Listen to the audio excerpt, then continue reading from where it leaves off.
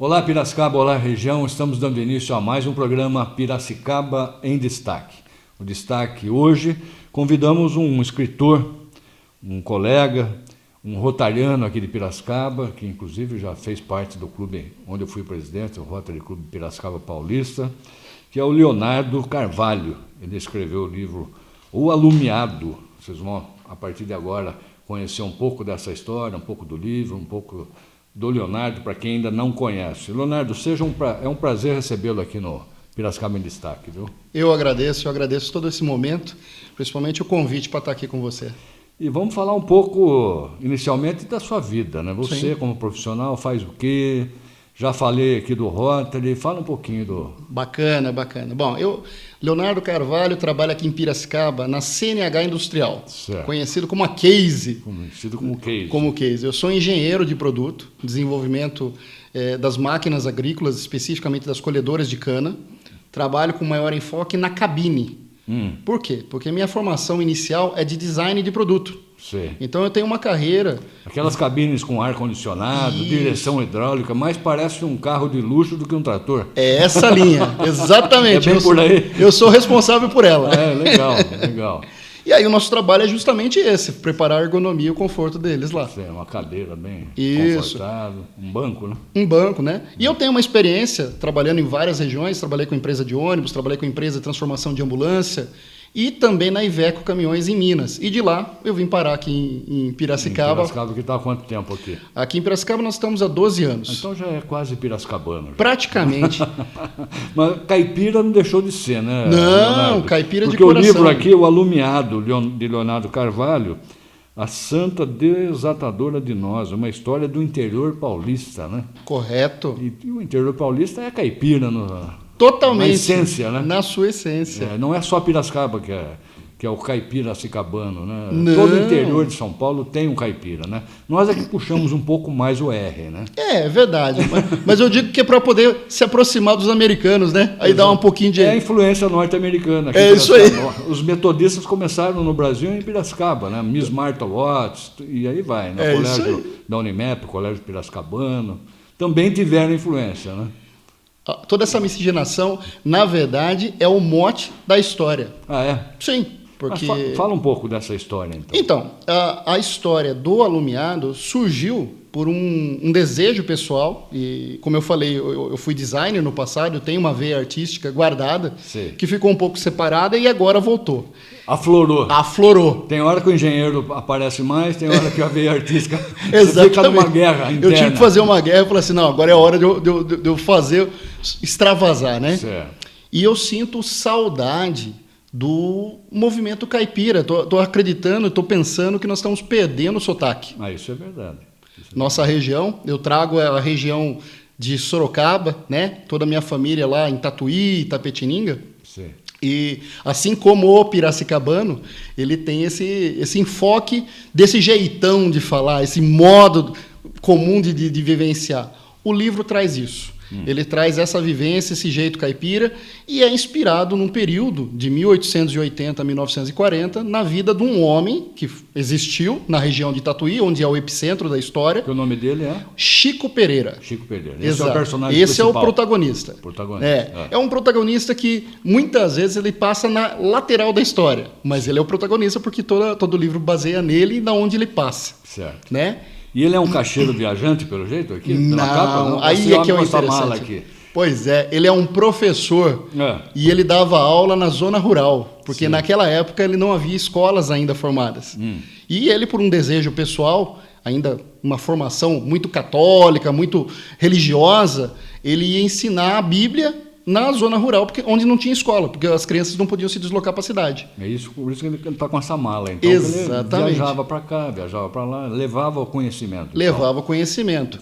E ele tem essa particularidade de ser muito caridoso. Lá em Tatuí é uma referência, o Asilo dos Velhinhos foi feito por ele, ele fazia parte de um grupo, como nós, rotarianos, né? Sim. Depois vamos falar um pouquinho do outro. Isso. E aí, exatamente, essa é a história que transpassa. Mas aí é no momento que ele tem que descobrir um mistério, que acontece no período de tropeirismo, entre a zona rural e a cidade, e aconteceu um fato que ele tem que descobrir.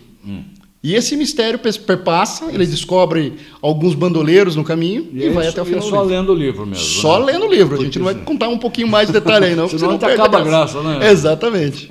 Mas legal. Mas fala pra gente como é que foi o processo de criação. Quanto tempo para chegar na finalização dele? Interessante. Esse livro, ele passa mais ou menos pelo processo de trabalho que eu tive que me deslocar.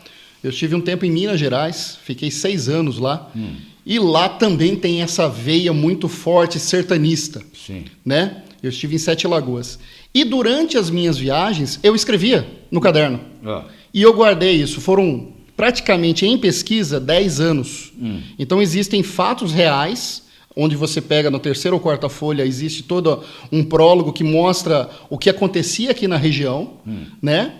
E aí eu vou criando esse mito no meio. Então, eu, a partir do ano passado, depois de ter finalizado as minhas pesquisas, eu falei assim, não, agora é hora de publicar. E aí eu entrei em detalhe para fazer ele, levei mais ou menos um ano aí. Um ano. Isso, e agora... Você já tinha algumas anotações assim? Eu tenho anotações de mais de 10 anos, eu tenho muita história registrada. Você já tinha isso na cabeça? Sim, sim. Nada é por acaso. Tudo aí está baseado, ou como bom engenheiro, fatos existentes, comprováveis, com uma lista de referência no final... Certo. E que pode ser consultado, o que é mais interessante. É um romance de ficção, é isso? É um romance com a ficção, porque ele fala de fatos reais com fatos imaginários, né? Mesmo o personagem também. Porque você cita um momento histórico aí que você não viveu, né? Exato. Mas você fez muita pesquisa. Fiz bastante pesquisa. O que você consultou aí?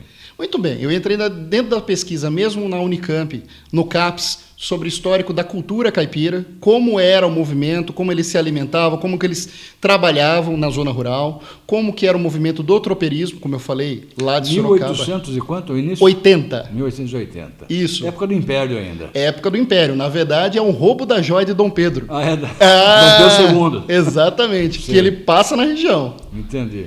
E ele estava fazendo uma visita em Tietê, porque ia inaugurar a linha férrea. Entendi. E aí acontece tudo, mas eu não vou continuar, não. Porque a gente fica perguntando aqui, fica dando spoiler, né? Mas não podemos contar o livro todo, senão perde a graça. Mas o que eu posso dizer é um romance baseado na região. Então, como você comentou de Piracicaba, ele é todo caipira. Então, ele tem o caipira de Sorocaba, ele tem o caipira de Itapetininga, o caipira de Iperó, que na época Bacaitava, né? Tietê, né? E essa história passa em todas essas regiões. Tietê, a terra que o boi falou. A terra que o boi falou.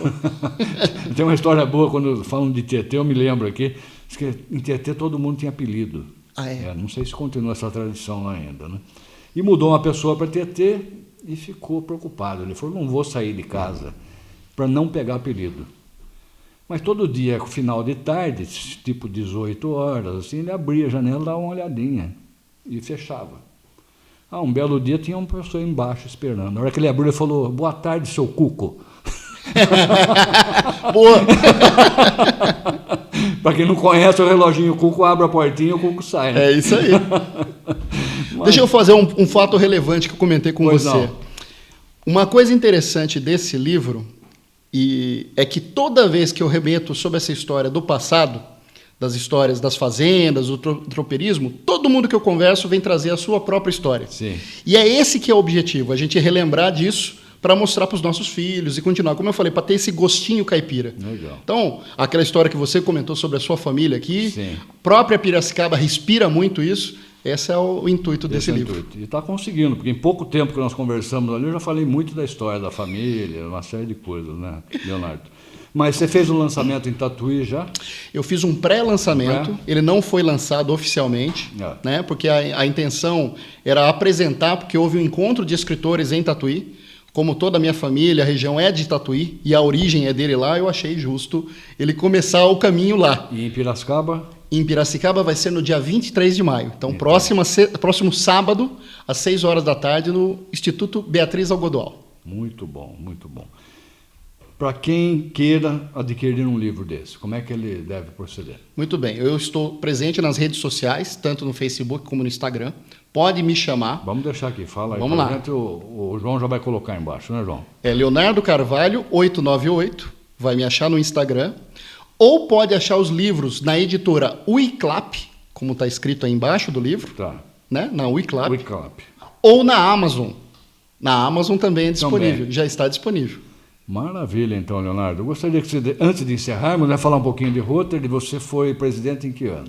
Eu fui presidente no ano 2023-24. Ah, recente, então. Sim, estive agora há pouco tempo Rotary lá. Paulista. No Piracicaba Paulista, nosso clube. E o que você tem de destaque lá nesse período seu como presidente? Meu trabalho lá foi um trabalho de voltar à esperança após a pandemia. Então, todo um trabalho que a gente fez foi educacional. Jogos com as crianças, principalmente voltar o RILA, voltar os intercâmbios, que estavam parados há mais de 6 anos. Certo. Então, a gente fez todo um retorno dessas atividades para que ele continuasse servindo. Então, o meu retorno foi educacional na Nós época. temos quase 20 anos de espaço aí entre as presidências. Eu fui em 2007 e 2008 presidente do Piracicaba Paulista. E você, 23, 24. Isso. Legal. Em ações concretas, nós fizemos entrega de projetos para o Centro de Reabilitação de Piracicaba, né? Muito bom. Então, fizemos um estúdio lá, como todas as atividades que nós fazemos. Merecido. Forte abraço, obrigado aí. Foi um prazer receber. Eu agradeço e vou fazer uma entrega simbólica de um livro para você. Obrigado. Como agradecimento. Muito obrigado pelo livro. Depois eu quero a dedicatória Deixa aqui. comigo. Combinado? Obrigado. Um abraço. Pessoal, nós estamos chegando ao final dessa matéria. Vamos para um pequeno intervalo e voltamos já com mais novidades aqui no Piracicaba em Destaque.